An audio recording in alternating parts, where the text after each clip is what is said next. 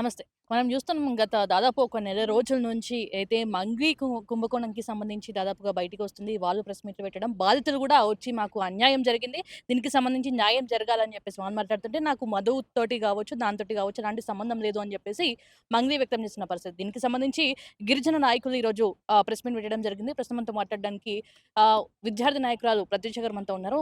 ప్రత్యూష చెప్పండి ఎట్లా చూస్తున్నావు దీనికి సంబంధించి మంగ్లీకి సంబంధించి బాధితులు గుప్పలు గుప్పలుగా వస్తున్నారు. నాకేమి ఎలాంటి సంబంధం లేదు. బాధితుల పక్షాన నేను నించుంటాను ఏమంటారు? ఒకటక్క బాధితులైనా నా గిరిజన బిడ్డలే, మంగ్లీ అయినా నా గిరిజన బిడ్డే. సో, ఇద్దరూ నా గిరిజన బిడ్డలే. కానీ నేను బాధితుల పక్షాన నిలబడతాను.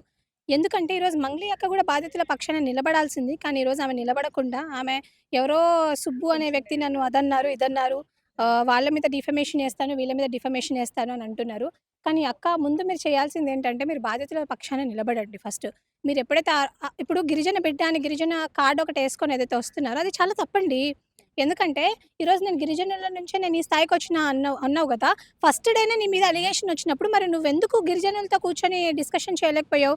అప్పుడే నువ్వు వాళ్ళతో డిస్కషన్ చేయాల్సింది గదా!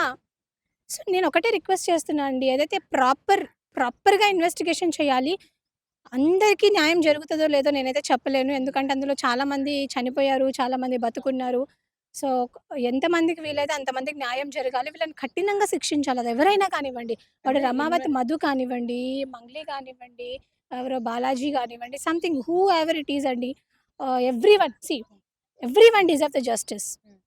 దీనికి సంబంధించి మంగ్లీ ఉందని చెప్పేసి ఖచ్చితంగా ఆధారాలయితే ఇప్పటివరకు బయటికి రాలేవు. మరి మీరెందుకు ప్రెస్ మీట్ పెట్టి ఆమె నిందితురాలు అని చెప్పేసి ముందే చెప్పేస్తున్నారు? ఇప్పుడు గూడా నేను ఆమె నిందితురాలు అని మేమెక్కడ చెప్పలేదు. మేమొకటే ఏం జెప్తున్నాము అంటే, నీ మీద అలిగేషన్ ఒచ్చినప్పుడు నువ్వేం చేయాలి? బాధితులనొచ్చి కలవాలి. బాధితుల పక్షాన నిలబడాలి. నువ్వు బాధితుల పక్షాన నిలబడకుండా ఈరోజు అలిగేషన్ ఒచ్చినప్పుడు నువ్వు పోలీస్ స్టేషన్‌కెళ్ళి నువ్వెవరి మీద కంప్లెయింట్ ఇచ్చినావు? ఒక అడ్వకేట్ మీద కంప్లెయింట్ ఇచ్చినావు. నువ్వు అడ్వకేట్ మీద ఎందుకు కంప్లెయింట్ ఇస్తున్నావు? అవును. నువ్వెవరి మీద కంప్లెయింట్ ఇవ్వాలి? ఎవడో రమావతి మధు వాడి మీద కంప్లెయింట్ ఇవ్వు. నా పేరు వాడుకొని ఇంతమంది మోసం చేశారని చెప్పి. నువ్వొక సెలబ్రిటీ అని డబ్బా కొట్టుకుంటున్నావు గదా! నువ్వు సెలబ్రిటీ అయినప్పుడు నువ్వు సెలబ్రిటీ ఏం చేయాలి? ఏ సెలబ్రిటీ అయినా మీరు చూడండి ఒక అలిగేషన్ వస్తే ఏం చేస్తారండి? అలిగేషన్ వచ్చినప్పుడు ఎళ్లి కంప్లెయింట్ ఇస్తారా లేదా? మరి ఈమెందుకు కంప్లెయింట్ ఇవ్వట్లేదు? హ్మ్. రమావతి మధు మీద? హ్మ్. This is the primary question. ఎట్లుంది? నీకు మంగ్లీకి ర్యాప్ ఎట్లుంటది? అంటే కాల్స్ కూడా చేస్తుంది కదా! యాహ్!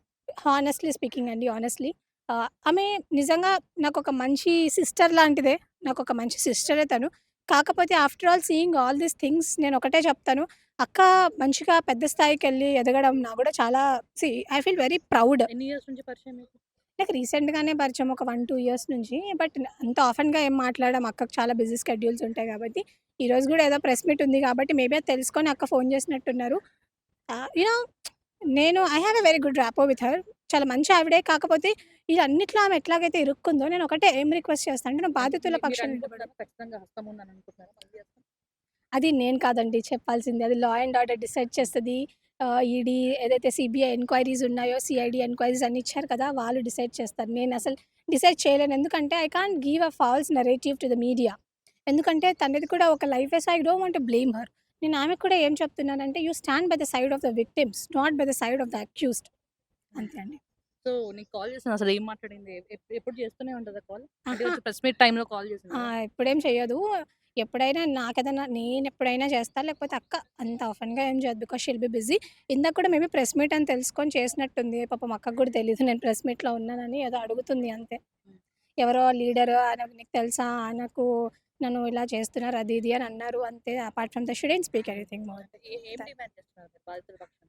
ఒకటే అండి. న్యాయం అనేది జరగాలి. బాధితులకు న్యాయం జరగాలి. మంగ్లీ అయినా గానివ్వండి, రమావత్ మధు గానివ్వండి, నేనైనా గానివ్వండి తప్పు చేస్తే హ్మ్. శిక్ష పడాల్సిందే. అంటే మీరేమన్నా అషేమ్‌గా ఫీల్ అవుతున్నారా? గిరిజన సంఘం నుంచి ఇట్లా జరుగుతుంది. ఒక సీరియస్‌లీ. గిరిజన బాధితురాలు ఇట్లా యాహ్! చేస్తుంది. నేను మంగ్లీ అక్క చేసిన దాన్ని అంటే మంగ్లీ అక్క విషయం ఇలా బయటికి రావడం గాని కంటే గూడా, గిరిజన నాయకులు ఎవరైతే మీడియా ముందుకొచ్చి వేరే నాయకులు మీడియా ముందుకొచ్చి ఎవరైతే ఆమెకు సపోర్టివ్‌గా మాట్లాడుకుంటూ, ఆమెది మాత్రమే కుటుంబం అని బాధితుల పక్షాన నిలబడట్లేదు గదా! I feel very shamed for that. నీకేమనిపిస్తుంది గిరిజన బిడ్డగా?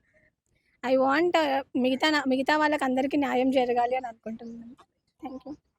రైట్ చూస్తారు కదా! ఏదైనా గూడా ఖచ్చితంగా మంగ్లీ తప్పు చేస్తే మాత్రం ఖచ్చితంగా శిక్షించాలి. ఎవరేమైనా గూడా దీనికి సంబంధించి గిరిజనులు గూడా బయటికి రావాలి. గిరిజనులు గూడా మాట్లాడాలి. సపోర్ట్ జేసి మాట్లాడకుండా గిరిజనులకు సంబంధించి న్యాయం జరిగే విధంగా గిరిజన సంఘాన్ని కాపాడే విధంగా మాట్లాడాలని జెప్పేసి వాళ్ళు వ్యక్తం చేసిన